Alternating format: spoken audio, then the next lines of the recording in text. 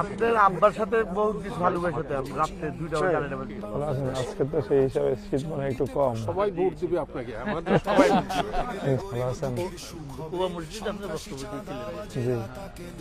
আমাদের এই মাঠের নাম হলো চন্দ্রিমা ফিটনেস ক্লাব জিয়া উদ্যান। ভাইয়ের সাথে ভাইয়ের দেখা হয় না, কিন্তু আমাদের সাথে আমাদের দেখা হয়। এখানে আমাদের মা বাবা ছেলে মেয়ে একসাথে আমরা ব্যায়াম করি।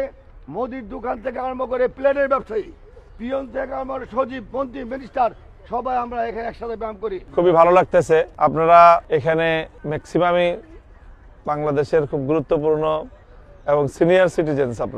আপনারা এই যে স্বাস্থ্য সচেতনতা যে পরিচয় দিচ্ছেন এবং নিয়মিত স্বাস্থ্য চর্চা করছেন, শরীর চর্চা করছেন, এটা খুবই সর্বদিক থেকেই খুব ভালো একটা উদ্যোগ। নিজেরাও স্বাস্থ্য সচেতন এবং আলহামদুলিল্লাহ আপনাদের মাধ্যমে আমাদের সমাজের সবাই স্বাস্থ্য সচেতনতার দিকে উদ্বুদ্ধ হোক, সেটা আমরা প্রত্যাশা করি।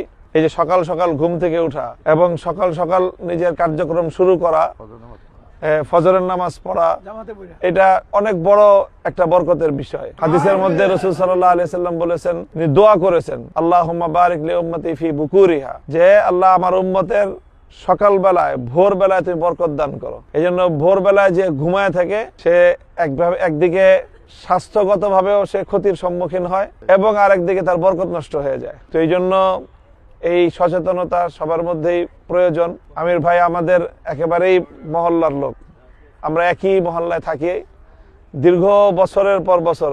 আমি এই এলাকায় 40 বছর ধরে আছি, আর আমির ভাই তো আমার চেয়ে ওখানেই অনেক জন্ম, আমার চেয়ে অনেক বেশি। তো আমি মনে করি যে মোহাম্মদপুরের মাটি এবং মানুষের অনেক ঋণ আছে আমার উপরে।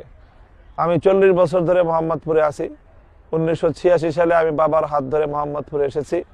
মোহাম্মদপুরে আমার শিক্ষা জীবন কেটেছে। এরপরে 31 বছর ধরে মোহাম্মদপুরে আমার কর্মজীবন কাটতেছে। মোহাম্মদপুরে আমার শৈশব, কৈশোর, যৌবন পার হয়ে এখন আমি প্রৌঢ়ত্বের ধাপে আছি। তো আমি আপনাদের সবার জন্য শুভকামনা করি। আপনাদের কাছে আমি দোয়া চাই যে ইনশাআল্লাহ আমার আত্মবিশ্বাস যে মোহাম্মদপুরের মানুষের জন্য এবং মোহাম্মদপুরের মাধ্যমে দেশ এবং ইসলামের জন্য আমি এমন কিছু করতে সক্ষম ইনশাআল্লাহ, আল্লাহর মেহেরবানিতে, যেটা হয়তো আর 10 জনের পক্ষে সম্ভব না। তো এই জন্য আমি আপনাদের সকলের কাছে দোয়া চাই যেন দেশ এবং জাতি, ইসলাম এবং মানবতা আর মোহাম্মদপুরের এই অঞ্চলের মানুষের জন্য মোহাম্মদপুরের যে সকল সংকটগুলো আছে সেই সংকটগুলো নিরসনে যেন আমি ভূমিকা পালন করতে পারি।